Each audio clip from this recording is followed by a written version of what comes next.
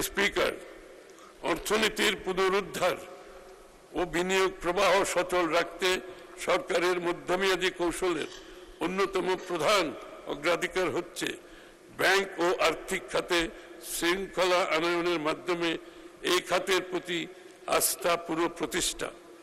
এই লক্ষ্যে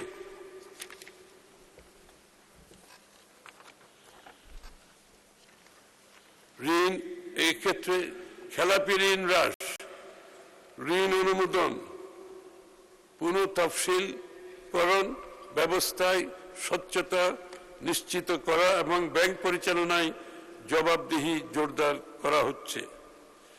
দুর্বল ব্যাংকসমূহের আর্থিক সক্ষমতা পুনর্গঠনের জন্য ঝুঁকি ভিত্তিক তদারকি ব্যবস্থা চালু করা হবে এবং প্রয়োজনীয় ক্ষেত্রে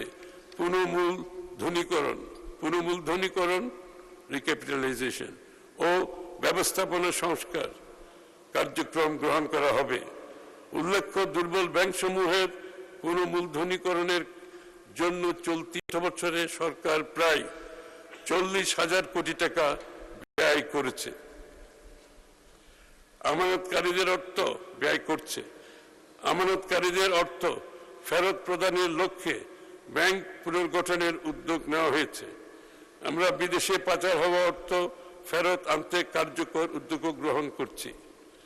ব্যাংক কার্যক্রম পরিচালনায় রাজনৈতিক নিয়োগ ও হস্তক্ষেপ বন্ধ করা হয়েছে। আবার পড়ছি, ব্যাংক কার্যক্রম পরিচালনায় রাজনৈতিক নিয়োগ ও হস্তক্ষেপ বন্ধ করা হয়েছে। এটিকে পারিবারিক প্রভাব মুক্ত করার জন্য আইনের প্রয়োজনীয় সংশোধন করা হয়েছে। এটা একটা বিশাল স্টেপ মাননীয় স্পিকার। একটি রাজনৈতিক দলের পক্ষে এই ধরনের স্টেপ অনেক বড় স্টেপ।